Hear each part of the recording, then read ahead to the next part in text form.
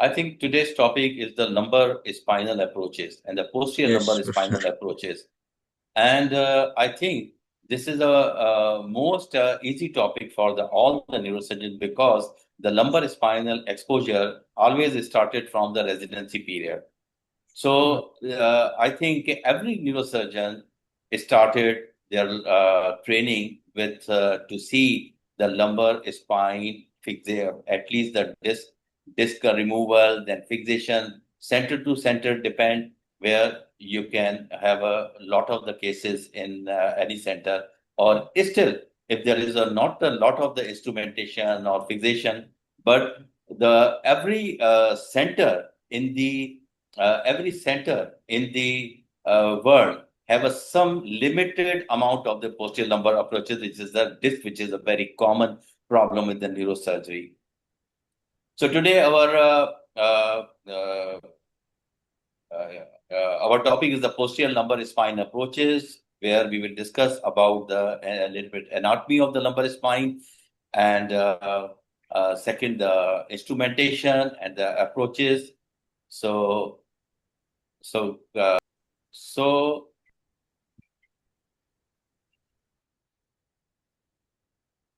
So the posterior approach is undoubtedly most utilized approach in the neurosurgery or the spine surgery, and the exposure is of the entire spine. You can use, can go up and can go down with a minimal invasion and deformity surgery operations.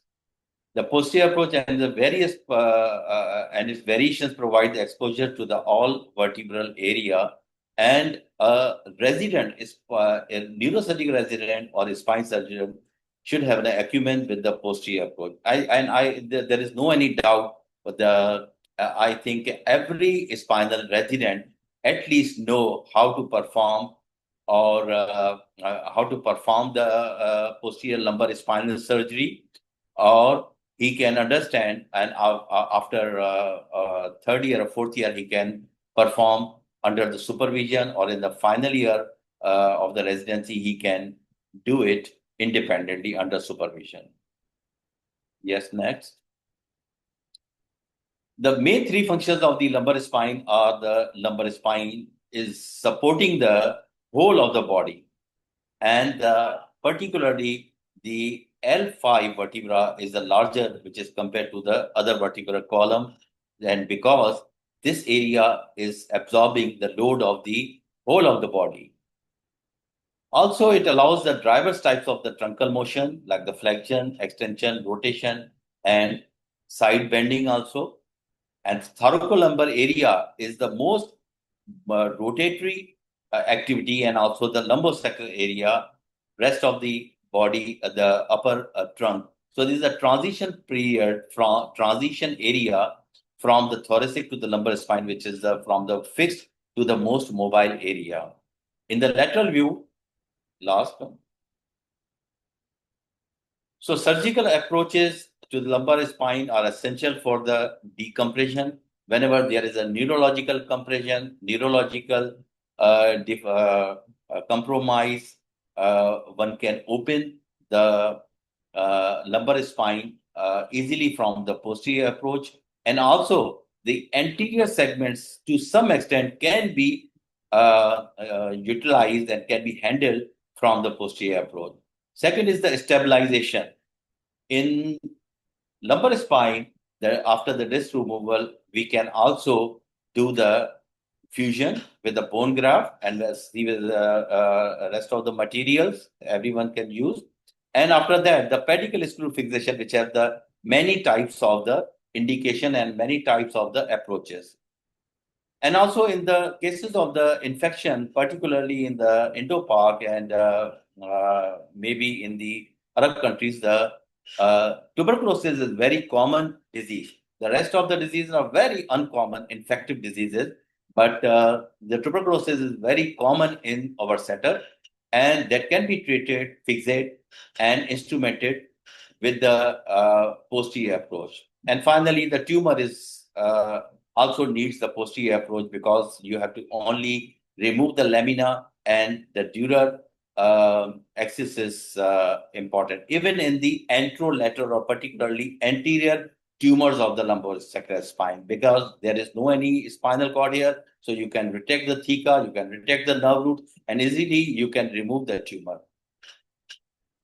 The contraindications for the posterior approach, where there is should be an active infection, and where there should be there would be having any radiation or the planned radiation. So two major posterior approaches are in the midline and paramedian. So a midline approach, which commonly we use, and other is the paramedian, in which the Wildsey approach and also the muscle splitting approach, which is said.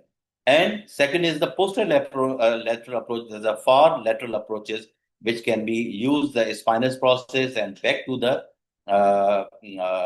superior and inferior articular processes, and also the posterior posterolateral approaches.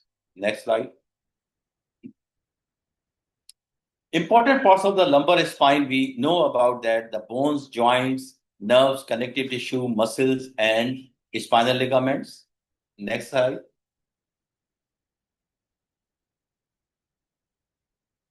So each vertebra is formed by the round block of the bone, which is called as the vertebral body, and a bony ring attached to the back of each vertebral body, and two pedicles. These are called as the pedicles that connect directly to the back of the vertebral body, and the two lamina bones join the pedicle to complete these ring, and which is called as the spinal canal, which contains the theca and nerve roots. A bone is projecting as a knob-like at the point where the two laminae bones join, called the spinous process. And the two vertebra also has the bony knobs or structures which are lateral on the either side, and these are called as the transverse processes. Next slide. Within the vertebrae of the each spinal segments are two facet joints.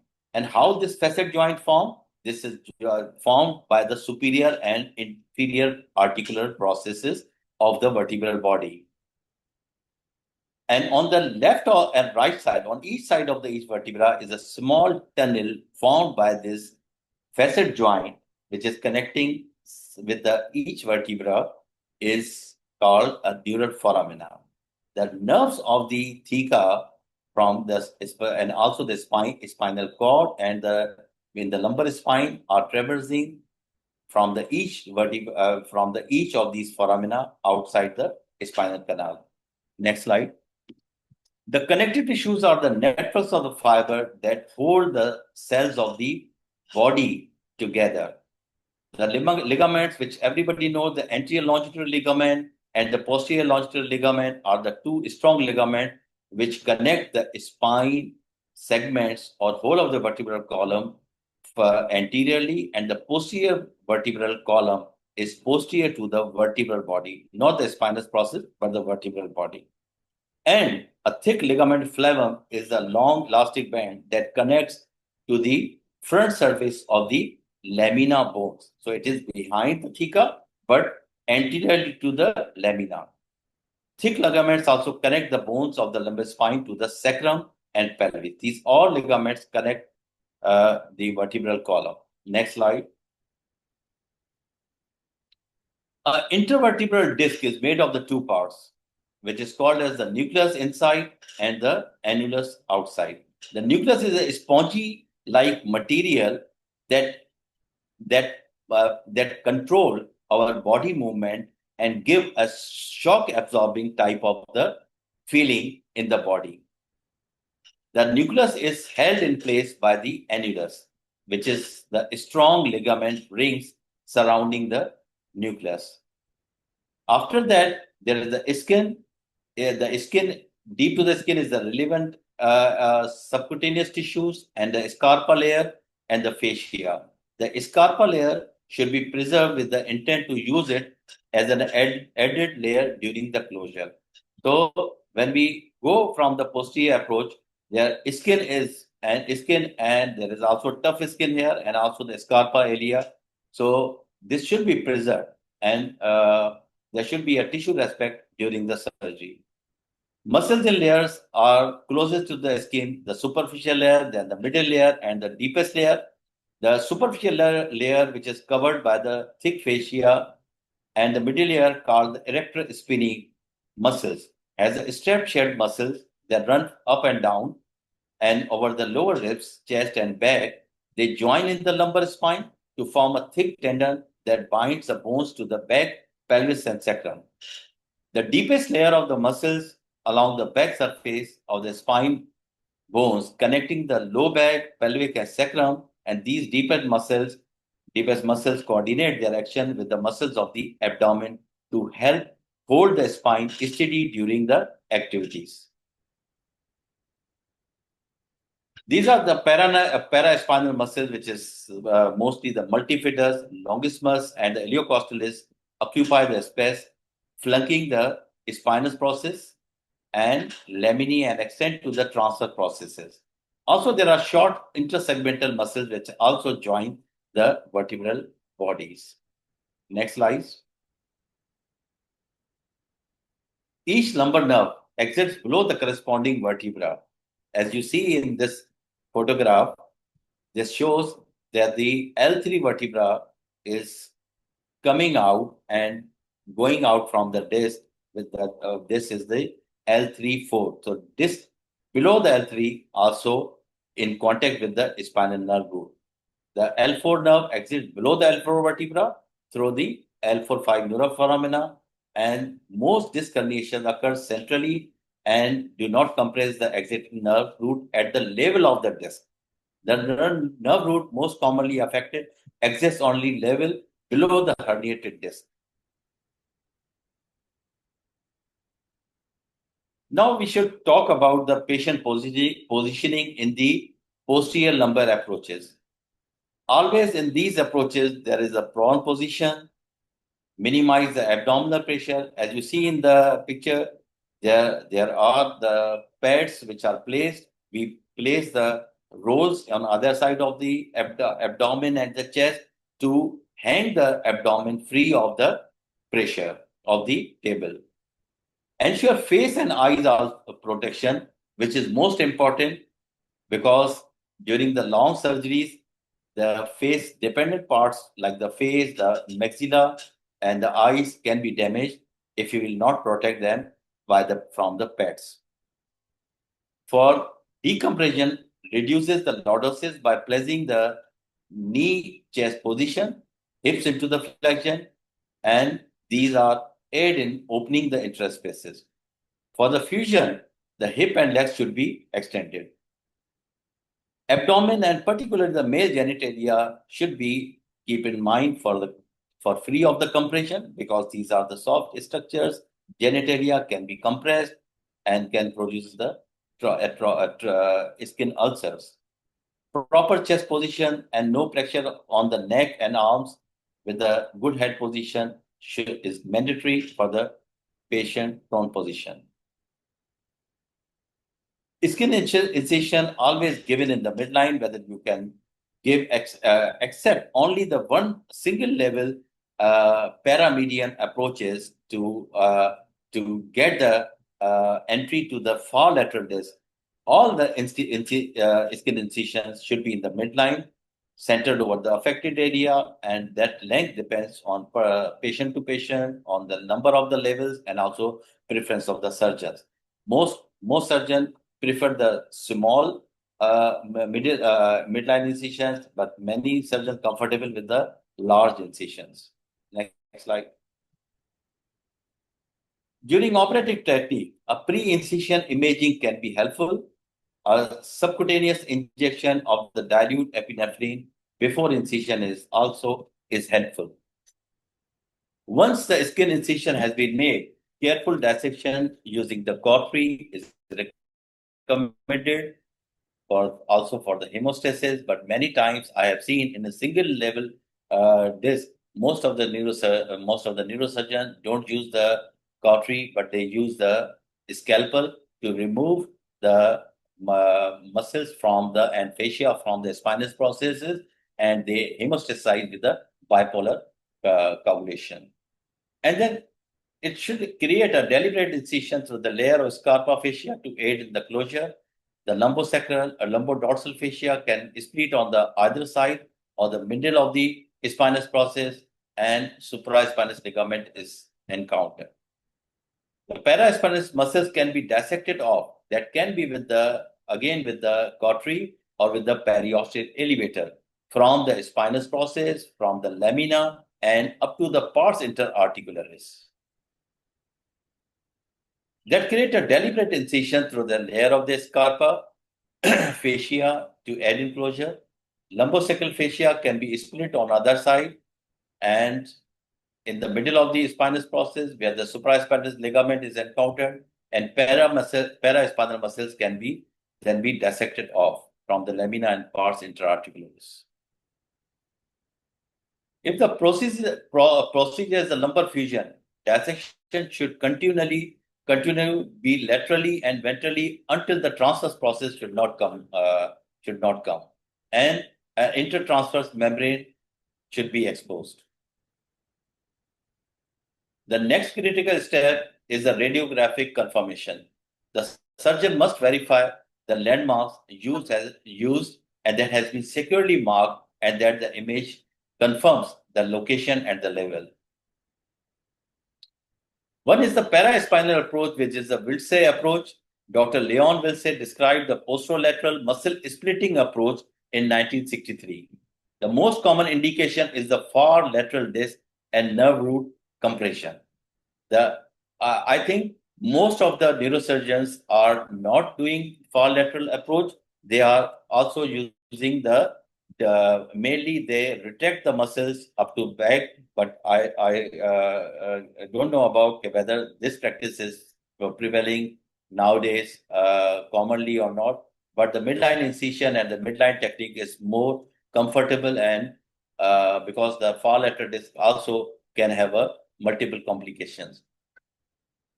The approach exploits the plane between the multifidus and longissimus muscle.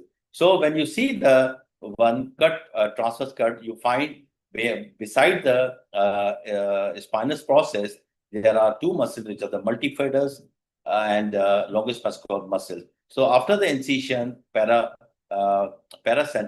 you can see the spinal fascia and also find out the plane between these two muscles. It can avoid the detachment of the midline structure and allows for the easy access to the lateral and posterolateral compartment. The skin incision is recommended 2.5 to 3 centimeter lateral, but this is very short and that can be useful in the endoscopic techniques. Lumbodorsal fascia is split longitudinally. Next slide. Blunt dissection easily find the facet joint. When you approach to the facet joint, and also you can have a confirmation from the fluoroscope. Reduction can be placed here and the level can be marked using the transverse process or facet joint as a point of reference. To find the disc, the caudal transverse process, such as L5 transverse process for the far lateral disc, L4 5 herniated disc nucleus pulposus, and it should be used as an anatomical landmark. Next slide.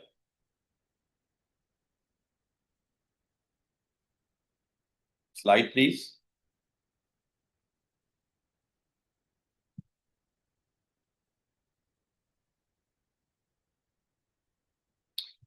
Coursing felt the facet joint, the pars interarticularis is encountered.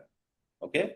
And at this level, there is a dorsal ramus of the nerve root found and dissected. The facet joint at pars interarticularis will be removed from the lateral aspect to get medially into the disc and canal.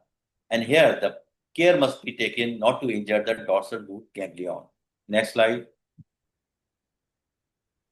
So, okay, the operative technique, the pre-incision, we have also discussed about the pre-incision imaging can be helpful. A subcutaneous injection of the dilute epinephrine before incision is also helpful, and care dissection using the cautery. We have said that most of the neurosurgeons use the scalpel to dissect the spinous fascia and the scarpa fascia and the muscle retracted up to the okay. The next critical step is the radiographic confirmation, because most of the time the vertebra are not the lumbar vertebra 5. There is a sacralization and the additional lumbarization. So surgeon must verify that landmark and has been securely marked, and image confirms that location and the level. So in the lumbar spine, these things are important. Next slide.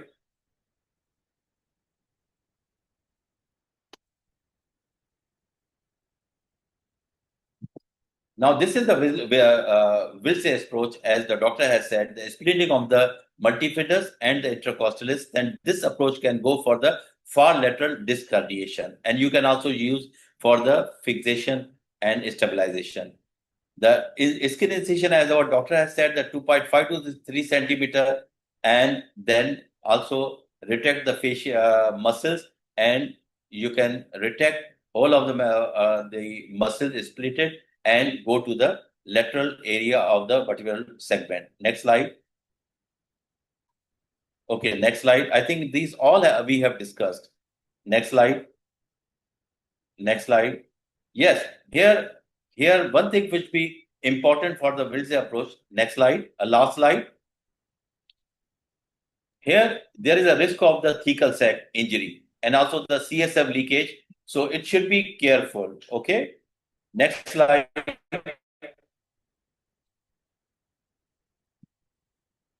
The closure with the lumbar fascia, and which is a primary mechanical and physical barrier to ingress and egress the fluid from the operative side. So lumbar fascia should be tightly closed. The carpal fascia is also identified during exposure and be closed much in the same way than other facial layers. And final, the skin closed. Next slide.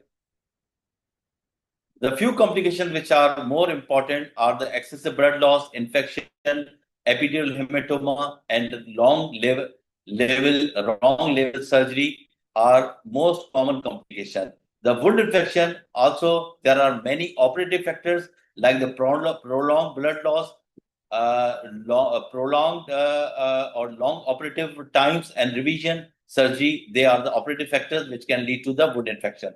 The patient factors in infection are the obesity and smoking status, diabetes, and immune status. Next slide. So these are the a few pics of the common or conventional laminectomy and frustration. We can retract the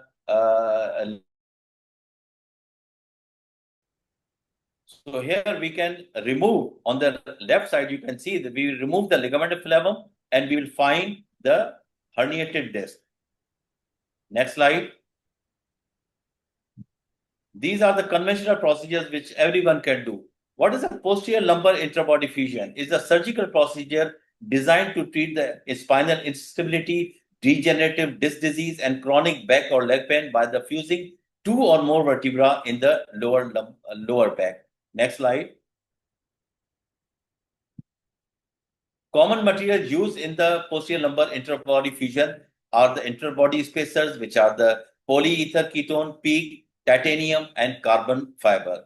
Bone graft material used are the autograft, allograft, BMP, and synthetic bone grafts. And it is with or without stabilization or instrumentation. Posterior lumbar interbody fusion, you can see the pic. Directly, you can retract the theca and you can put the either these grafts, which are can be the bone or other things. Next slide.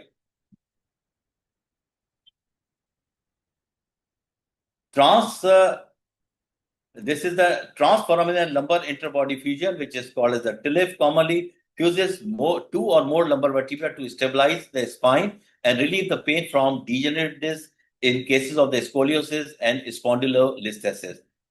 Remove a damaged disc and insert a bone graft cage, often with the screws and rods. Here you can say on the pic, there is a transforaminal lumbar interbody fusion on the one side, and on the other side, the behind the or back of the pars interarticularis, you can put directly. Otherwise, we can use the pedicle screws in the before or medial to the point where there's a facet joint. But here there is a back of the pars interarticularis. We can go through go with the screws. Usually, both the cliff and pliff techniques are used in the conditions like spondylolisthesis, pseudoarthritis, degenerative disease, lumbar deformities, and the neural foramina stenosis. Next slide. Endoscopic spine surgery. We commonly use the EasyGo system. The minimal invasive lumbar spine surgery uses specialized techniques and small incisions to treat the herniated disc and spinal stenosis. Next slide. Here there are the many systems, which is the EasyGo system, tubular retractors, bipolar endoscopy, robotic assisted navigation system, and lateral lumbar intra-body fusions, extreme lateral and lateral lumbar. Brief overview of the historical instrumentation. I think the most of our young neurosurgeons don't know about the instrumentation of the spine, which has begun in the 1940s with the Harrington rod system. Nobody have seen. I will show you some radiographic pictures which shows the Harrington rods and leaky system. Another system is the leaky rod system and the Cortrell-Joseph system. Next slide.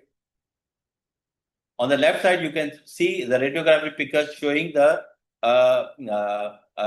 Harrington rods. These are the hooks which are placed in the lamina of the vertebral body, and then they fix. And additionally, we can wire it up. But these all techniques has a failure rates, and because of this long rods, there was no any strength of the spine. So that after that, next slide. After that, the pedicle screw fixation came into the practice.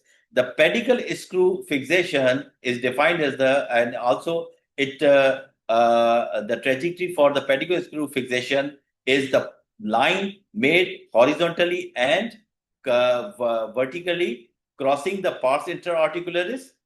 Beside the pars interarticularis, mammillary process, lateral border of the superior articular facet, and the mid transverse line. This is the line where we can think about the point of the insertion for the pedicle screw in an isolated lumbar spine fixation. Next slide. So on the left side, you can see drill that point, and which given we can place the probe, which is seen on the right-sided pic, which should be from the cranial to caudal direction. Might be cranial to caudal direction. Next slide. So also place the probe, and also can measure the size of the screw, how much it can put inside the vertebral body length, and also you can feel the upper, lower, and lateral and medial sides of the pedicle. So most commonly, you cannot damage the medial side and go inside the theca and the nerve root. That should be controlled. And finally, you have seen the screw which can be placed after that. Next slide. So pedicle screws are the implants used in the spinal fusion to stabilize the vertebrae, generally made of the titanium, stainless steel, or cobalt cranium. There are monoaxial screws, which are the rigid, polyaxial, which are the flexible, cannulated, which allow the screws to be placed over a guide wire, which is helpful for the minimally invasive techniques, fenestrated, cannulated screw with a small holes that allow the bone cement to be injected directly through the screw, and the expandable designated to expand after the insertion, enhancing the anchorage in the weak cancellous bone without needing a larger screw diameter. Next slide. Body shape, they can be cylindrical and conical. The cylindrical should be straight and straight-like, and conical, which core tapered toward the tip, offering a better grip. Next slide. Insertion technique. There are two types of the insertion techniques, the freehand technique and the image guided navigation. So the many people can only rely on the technique which is written in books, but depending on the horizontal and the vertical lines, on the basis of these landmarks, one can put the screw without any image guidance. And other is totally image guided navigating, and also image nowadays, the robotic surgery, or you can see the O-arm. Next slide. Types of the pedicle anatomy. Pedicle screws are often chosen based on the quality of the bone and the anatomy. There are standard screws used for the normal vertebral anatomy, but there are some deformity or revision screws which used in the complex deformity or revision surgeries. Next slide.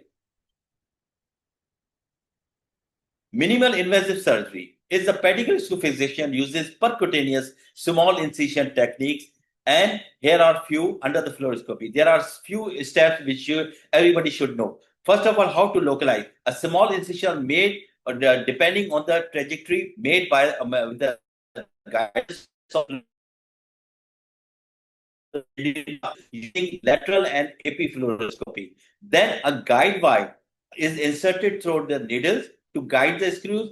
Dilatation and tapping. Serial dilators are used to create a path of the screw. Then screw insertion.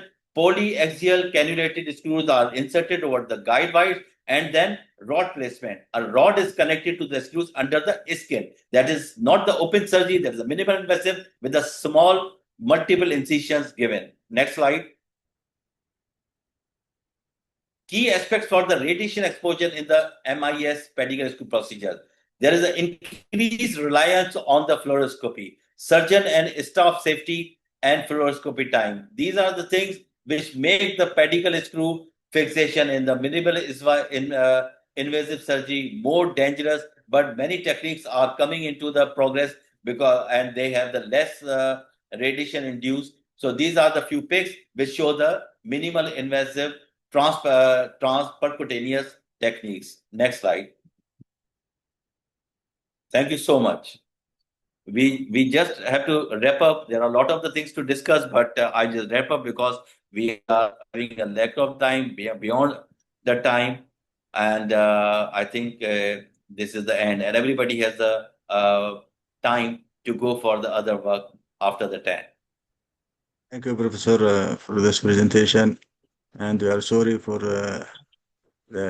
these interruptions that happened. Yes, I will apologize from the also apologize from all the participants because of some difficulty in organizing the work. So apologize.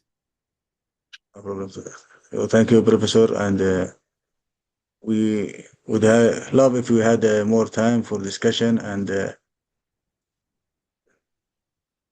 discuss many points, but I don't know if we still have time or otherwise maybe we can wrap up. I think we are having a short time because I have to now. I have to see the patients. Okay, so Professor. Yeah. Thank you. Dr. Adil, do you have any final word?